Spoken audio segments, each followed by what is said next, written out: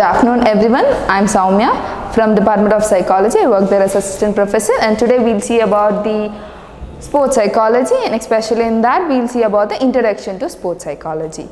Okay, and that the first thing is, when it comes to sports, there are four different domains or four different things that we have. Okay, so whenever we think of sport, we just think of just physical domains. Just if a person is good at, their physical stature is good, if they have good reflexes, the nervous system, we think that the person can become a good athlete, but it's not the fact. There are so many things that contribute to a person to be a good athlete. Okay, in that we have four major domains. The first thing is physical. As we all know that a person should have certain kind of physical stature, a kind of composition, or kind of a constellation of physique to be good at athletics. Okay, that is one thing. And the next, when it comes to the other parts, we can think of the technical part, in which we can say that every sports person need certain kind of skills and certain kind of expertise in which they should be proficient enough to perform that sport or athletic behavior, or even if you think of any exercise, a person needs certain kind of skills to do that. Okay, that's the second thing. And here we have one more example, that is about the swimmers. Okay, so when a person is going to go for a swimming competition, he have to, like, if he want to go like once or twice, once he reaches one side, he'll do a flip, okay, and he comes back. That looks very very flawless to us, but if a swimmer needs to do that, he needs certain kind of skills to do that. As a technical person, he needs certain skills. We can't just go there and do a flip. You just have to hold that place, you just have to give a push with your leg and you have to do a flip and then come back. Okay, that looks very simple, but it needs a kind of technique to do that. Okay, so that is your technical part. A person, when he knows that technique, he performs really well. Okay, so even that requires to be in a fraction of seconds, so that he doesn't waste time on that certain small thing while doing all of the competition. Okay, that is one thing. And the next will be your tactical part. Okay, we always know, like, just with the physique and just because you know something, you can't perform it to your best. You need something called tactics. Okay, like strategies, especially in games which requires your cognition, that is, you require your memory or thinking, or something like something like which require high amount of executive functions and stuff. In certain things like that, or sports like that, you need the tactics. Okay, you need to have a game plan, or we call it as a strategy plan, to perform that to our best. Okay, so that is the third component. And then we go for the next component, that is the mental side or a psychological component, which people believe that it's more like a it's very simple but mysterious, because every now and then we see people telling that even the best sports person misses something, like misses the catch or misses the goals. Okay, so that what is happening with them, that they are losing it even when they are the best at what they do. Okay, even though they have the stuff, they miss out sometimes. So in those cases, we can say that there is something to do with your psychological part wherein you miss out. Probably it is your anxiety, probably you are worried about your performance, probably you would have let yourself down in the previous performance, and now you feel like you have to do better, or people will think that you are out of shape. So in those cases, you can think that that is basically about your psychological aspect.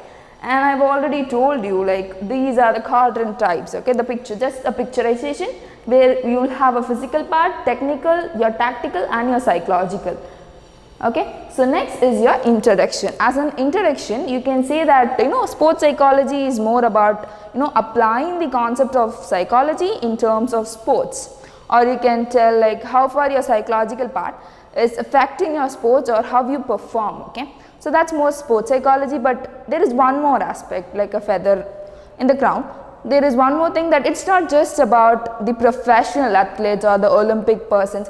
It's it's something that can be even applied to a layman. Okay, just like your parents, brothers or sisters, or people in your home who actually doesn't do much of a physical activity, but if you want to get them into some physical activity, if you want to let them have some exercise behavior and get down to the ground, do something, even then you can use the help of a sports psychologist, because sports psychology can be divided into two aspects. Like, one is about the sports persons, like Olympics or like competition stuff, and one more is for the layman who actually who actually doesn't actually exercise much, but if you want to get them to exercise, you can use sports psychology because they look into those things also. So according to sports psychology, training an athlete is one thing, and one more thing is they have to enhance the well-being of a layman or the general population. If they want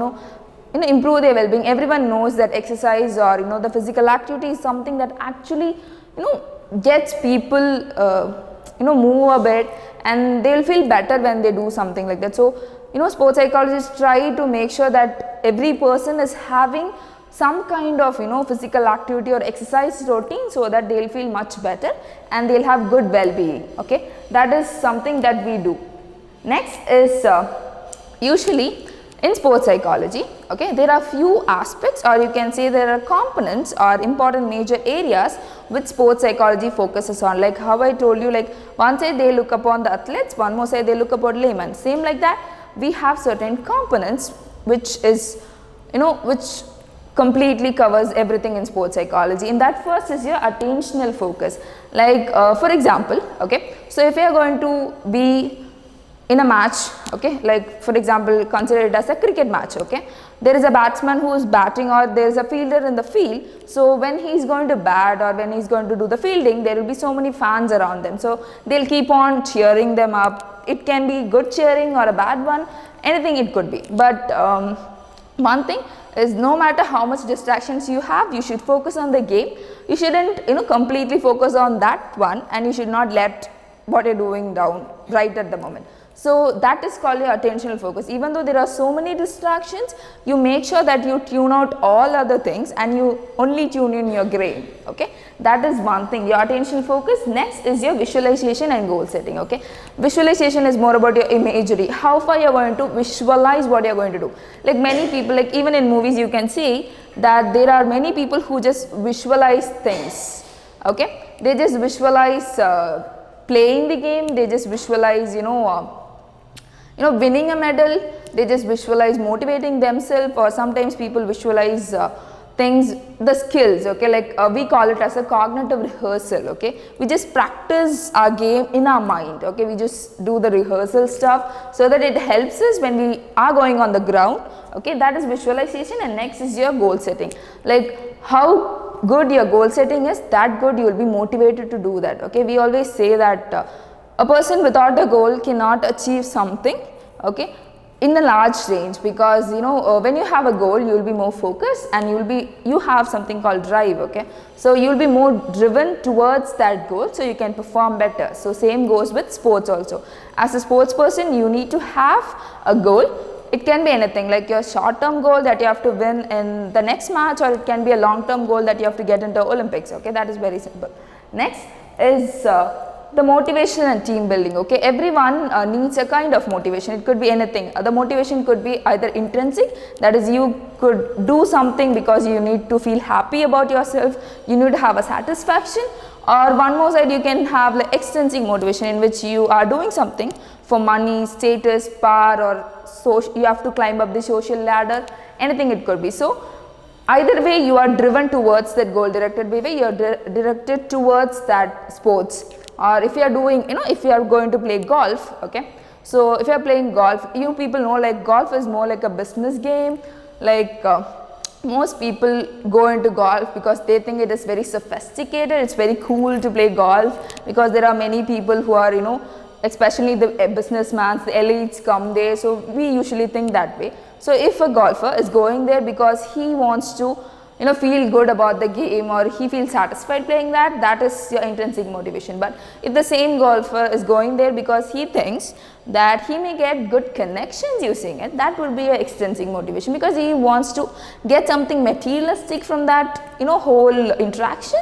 That is motivation. And next is your team building. Okay, so if you have a good team building, you can perform well. The thing is, team building is not just about group sport like football, cricket. It's also about the individual sport, in which you have a coach, you have sports psychology, you work as a team. So if you have good team building in that sense also, it will help them a lot.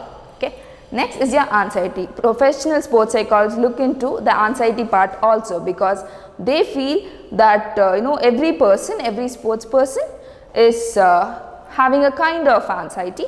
Okay, so everyone comes across this anxiety, stress part, so they help them to cope with that. Okay, and one more thing is rehabilitation. The last one which we will see is the rehabilitation. Like every now and then, a sports person gets into some kind of injuries, accidents. So in those conditions, when they are admitted in the hospital, or when they are recuperating in the home, they get into rehabilitation, which will help them get back into shape, because in many cases people feel like they have a perceived helplessness, like they want to do that sport but they can't because it's been a long time they have performed. So in those cases, rehabilitation will help them to get back into their shape.